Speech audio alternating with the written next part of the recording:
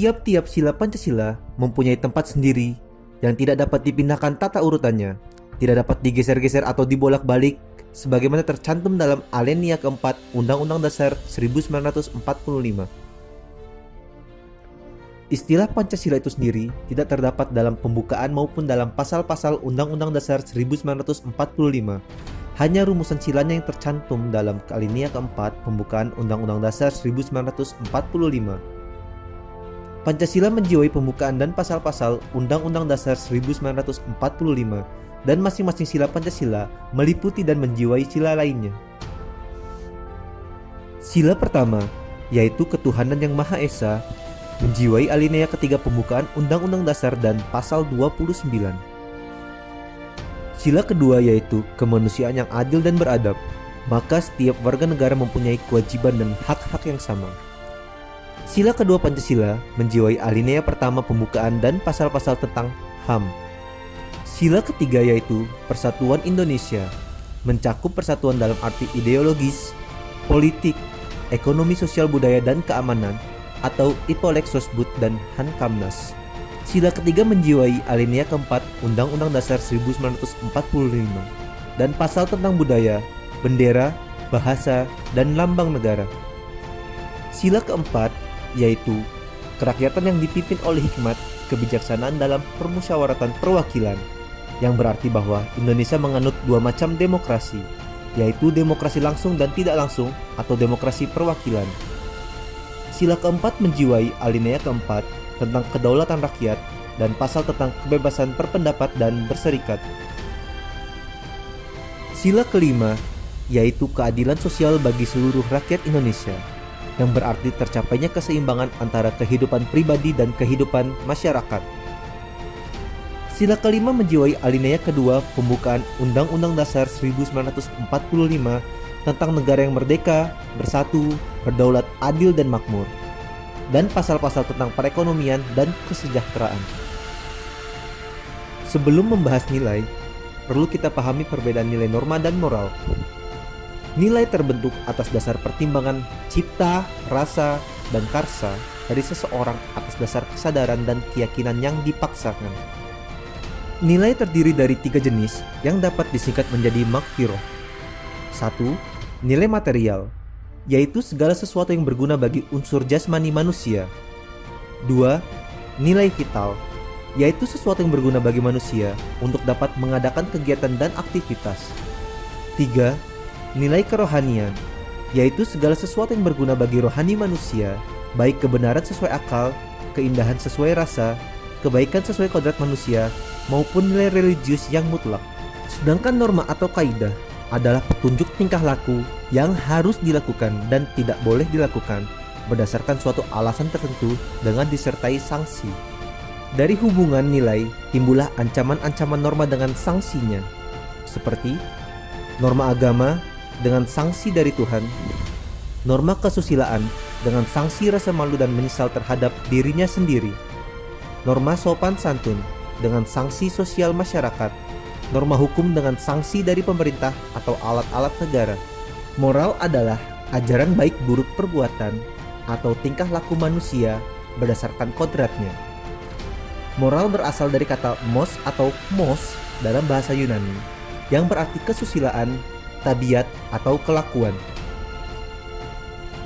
Pancasila tergolong dalam nilai kerohanian, tetapi nilai kerohanian yang meyakini adanya nilai material dan nilai vital, sebagaimana dibuktikan dengan susunan sila-sila yang sistematis hierarkis yang dimulai dari sila pertama. Sebagai bangsa Indonesia, kita wajib menghayati 5 nilai yang terkandung dalam sila Pancasila, yaitu 1. Nilai religius pada sila pertama. 2. Nilai kemanusiaan pada sila kedua. 3. Nilai persatuan bangsa pada sila ketiga. 4. Nilai kerakyatan pada sila keempat. 5. Nilai keadilan sosial pada sila kelima. Sebagai bangsa Indonesia, kita wajib mengamalkan Pancasila. Pendekatan untuk pengamalan Pancasila melalui 3 aspek, yaitu pendekatan historis atau sejarah, untuk mengetahui proses tumbuhnya dan melembaganya nilai-nilai Pancasila dalam kehidupan. pendekatan yuridis konstitusional untuk mengetahui segi-segi hukum ketatanegaraan dari Pancasila, pendekatan filosofis untuk penerapan metode ilmu filsafat dalam mempelajari nilai-nilai Pancasila.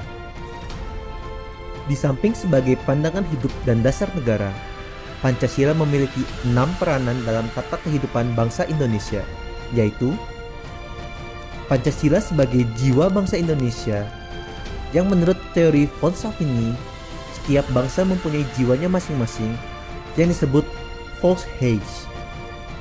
Pancasila sebagai kepribadian bangsa Indonesia yang membedakan bangsa Indonesia dengan bangsa lain. Pancasila sebagai sumber dari segala sumber hukum negara, baik tertulis sebagaimana dalam Undang-Undang Dasar maupun tidak tertulis. Pancasila sebagai cita-cita dan tujuan bangsa Indonesia. Pancasila sebagai falsafah hidup yang mempersatukan bangsa Indonesia. Pancasila sebagai perjanjian luhur bangsa Indonesia pada waktu mendirikan negara. Sebagai bangsa Indonesia, kita wajib mengamalkan Pancasila. Pada hakikatnya, pengamalan Pancasila meliputi pengamalan sebagai pandangan hidup dan pengamalan sebagai dasar negara. Pengamalan Pancasila sebagai pandangan hidup dikenal sebagai pengamalan secara subjektif, yaitu pengamalan dalam kehidupan sehari-hari sesuai nilai Pancasila. Sila pertama, yaitu nilai religius, diamalkan dengan mempercayai adanya Tuhan dan saling menghormati antar pemeluk agama. Sila kedua, yaitu nilai kemanusiaan, diamalkan dengan menempatkan sesama manusia sebagai makhluk Tuhan dengan segala martabat dan hak asasinya. Sila ketiga, yaitu nilai persatuan, diamalkan dengan mencintai tanah air dan bangsa dan menempatkan kepentingan umum di atas kepentingan pribadi dan golongan. Sila keempat, yaitu nilai kerakyatan, diamalkan dengan menjunjung tinggi asas kerakyatan. Sila kelima, yaitu nilai keadilan sosial, diamalkan dengan menumbuhkan sikap hidup tolong-menolong, kekeluargaan, dan gotong royong.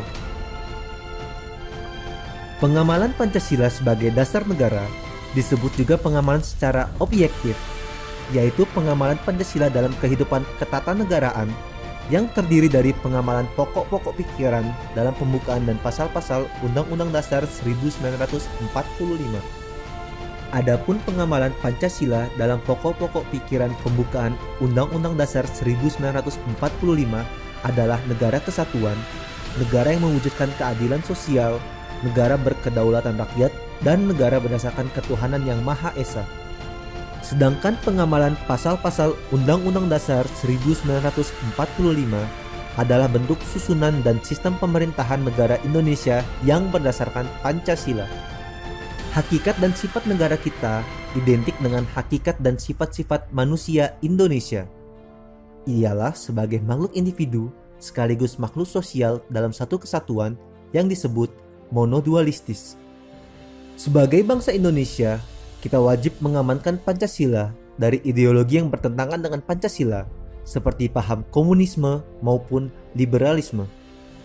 Pada akhirnya, sebagai bangsa Indonesia, kita wajib menghayati, mengamalkan, dan mengamankan Pancasila.